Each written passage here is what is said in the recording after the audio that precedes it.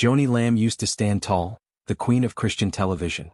To many people she was unshakable. The perfect mix of grace, power and poise.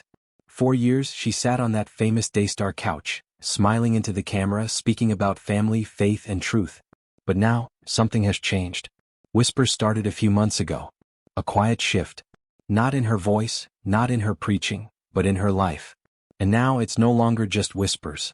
Because Joni Lamb is selling everything. Not just a house. Not just an old studio or a church building.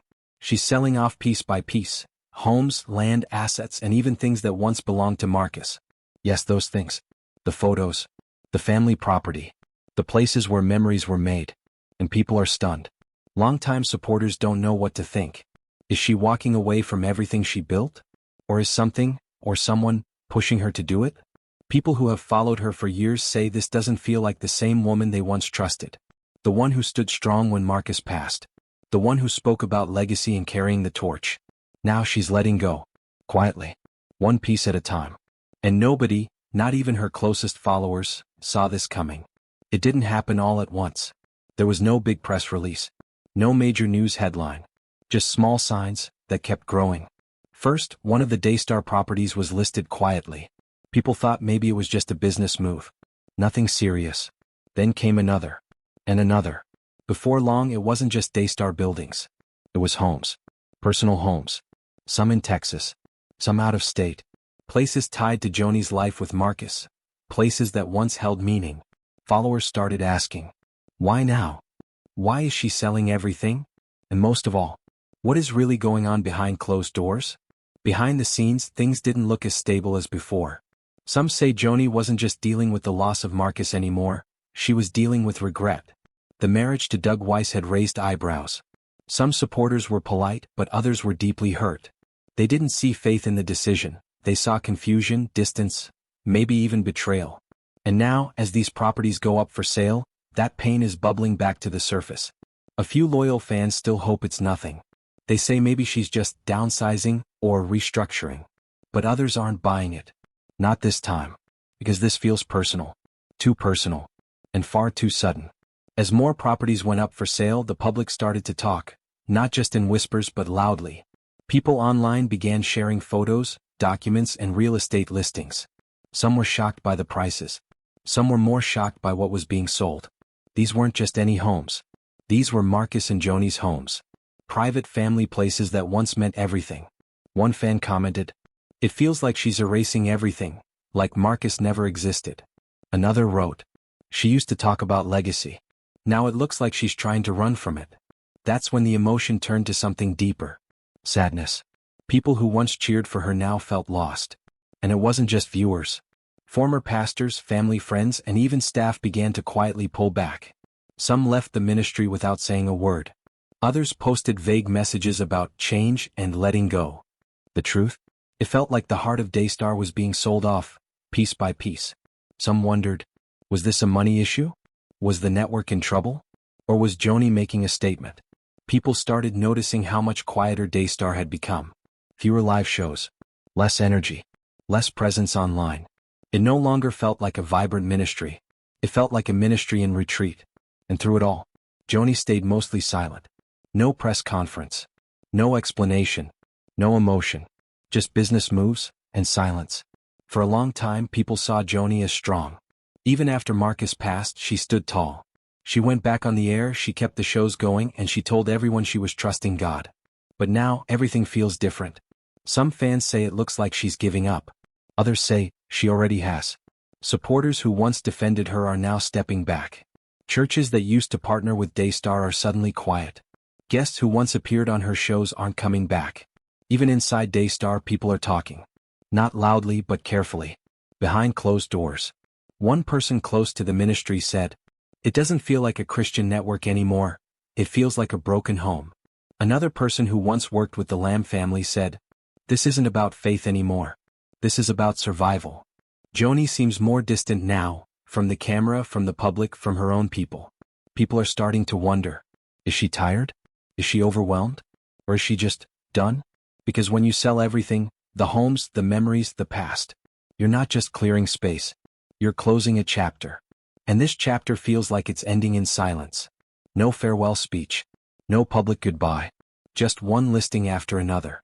Fans are heartbroken. Not because they hate her, but because they miss her. They miss who she was.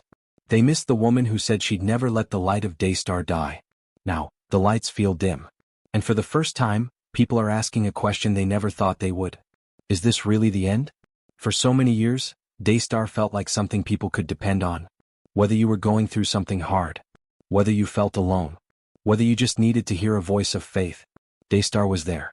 Marcus and Joni were there. The music, the preaching, the guests, the laughter, the stories. It felt like more than a TV show. It felt like home. People prayed with them, cried with them, believed with them. Some even said Daystar saved their life. It brought people together. It gave people something solid to hold on to in a world that felt more and more confusing. But now everything feels different.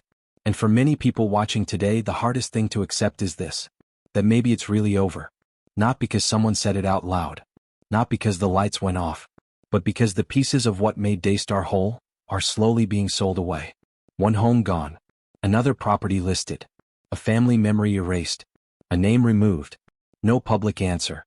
No clear reason. Just silence. And that silence? It's louder than any sermon they ever preached. People have questions. Big ones. But no one seems to be answering them. Where is Joni going? Why is she letting go of everything? What is she trying to leave behind? Some people believe she's running from grief. Some believe she's running from guilt. And others believe she's trying to erase the past, a past that she herself helped build. Because this isn't just about buildings. This is about what those buildings stood for. That big house in Colleyville, it wasn't just a house. It was Marcus and Joni's family home. Where holidays happened. Where prayer happened. Where children were raised. Where the dream of Daystar was lived out behind the scenes. Now, gone. For sale. Other houses in Georgia, Florida, South Carolina. Properties tied to the ministry's roots, all now on the market. Some already sold. Others just sitting quietly, waiting to disappear. And the saddest part? No one from the inside is saying a word.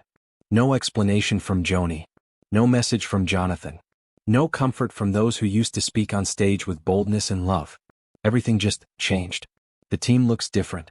The shows feel empty. The messages feel cold. Even longtime viewers are saying they feel disconnected. I don't recognize this anymore, one woman said in an online comment. It's like the spirit left the building. Some believe the change started with Marcus's death. That when he left, something broke inside Joni, and it never healed. Others point to the surprise marriage with Weiss, a decision that many felt happened too fast, too soon, and without wisdom. And when that ended, it felt like something inside Joni just gave up. No more fire. No more fight. Just quiet moves behind the scenes, and a slow retreat. Supporters tried to be patient. They waited for answers. But the only answers they've received came through real estate listings, not words. Through silence, not faith. And now people feel abandoned. People who once gave offerings. People who stood by Joni when things got tough. People who defended her when others walked away. Those same people now feel like they've been left behind. Because this isn't just a woman selling houses. This is a woman selling her past. Selling her legacy. And maybe, selling her future. And with every property that disappears, so does a little more of the hope people once had in her. It's hard to watch. Not because people want her to fail. But because people loved her. They believed in her. They prayed for her. And now they're watching someone they once trusted slowly drift away. It's like watching a lighthouse turn off its light and leave the ships out at sea with no direction. And that's what hurts the most. This isn't just about Joni Lamb. This is about what she stood for. This is about the message, the legacy, the light. And now that light is fading. Maybe she'll come back. Maybe one day she'll speak. Maybe she'll explain everything. Or maybe she's already gone. Not physically, but emotionally, spiritually. Gone from the calling she once said she'd carry forever. And the viewers?